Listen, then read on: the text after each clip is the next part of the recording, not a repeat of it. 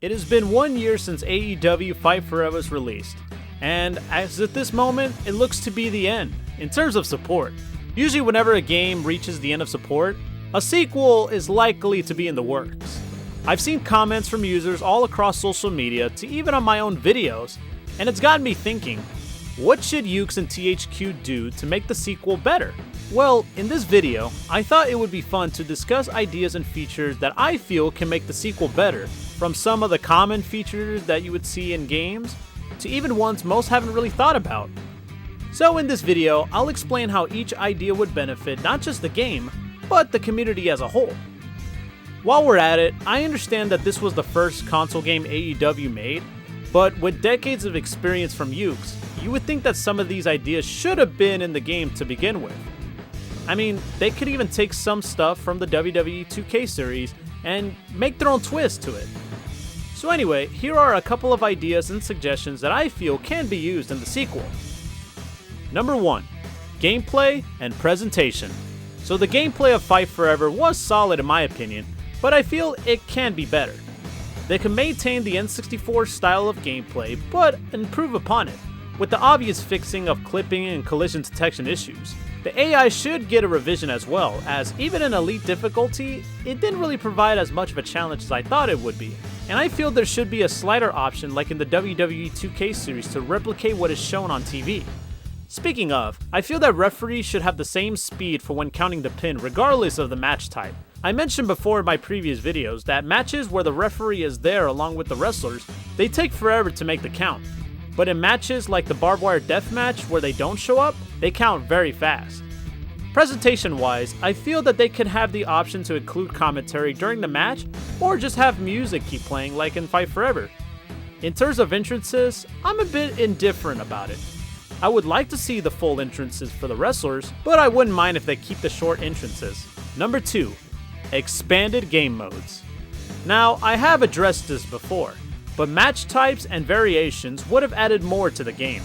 It was disappointing that some match type variations were only available in Road to Elite, like a 3-way ladder match or a 4-way lights out. They could put those in Exhibition and expand upon them like a 4-way ladder match, or maybe something as simple as an elimination match, a tables match, even a gauntlet match. While tournament mode was added as part of DLC, I hope it comes back, and maybe add some more options, like a loser's bracket or even a round-robin style tournament like the G1. Now, I know this is a bit of a stretch, but I'd like to see Blood and Guts. Maybe not in the sequel, but maybe in the future down the road. Road to Elite was actually a step in the right direction, but I feel it could have been expanded upon, since there should be more branching paths and more ways to earn unlockables and perks. I would like to see something similar to the 2K Showcase mode, but with AEW's biggest matches, as that would be interesting to do for those who are new to the AEW product or looking to get a refresh. Number 3. Expanded creation modes. Creation modes, in my opinion, are what carries a game in terms of support. While Fight Forever had to create a wrestler and create an arena, it was bare bones despite adding some new cosmetics thanks to post-launch updates. What I'd like to see in the future game is something that can take the page off both modern WWE games and from No Mercy. Obviously, more parts would do wonders for both created wrestlers and the AEW roster, similar to Edit a Superstar mode in No Mercy. It would have been nice to use attire parts from other wrestlers for your original creations. For the female creations, for example, there were attire parts from the likes of Anna Jay, Jade Cargill, and Ty Mello, but not for the rest of them like Britt Baker, Abaddon, Thunder Rosa, and so on. Another feature that would be great for the game, that could save time and effort for creators, would be a feature where you could change the color of parts of the wrestler's attire. Basically superstar threads from the PS3 360 era. For example, say you want to make Adam Cole's red attire. You could just simply change the color of his logos to red, and that's it. The patterns were a step in the right direction, so I could see this happen in the sequel. Creating an arena in Fight Forever was actually surprising to me how much it had, and it is a good formula for the next game by putting additional arenas and parts, like an outdoor stadium or even including the beach side from the DLC. And the way Fight Forever plays and its animation, I'm going to throw a curveball and bring Create a Wrestler back to a wrestling game. Number 4. Sandbox mode. Now, I could have mentioned this in the first one, but I wanted to do a whole section dedicated to this, as I'm sure there are players out there who put the most time and effort into Universe mode in the WWE 2K series.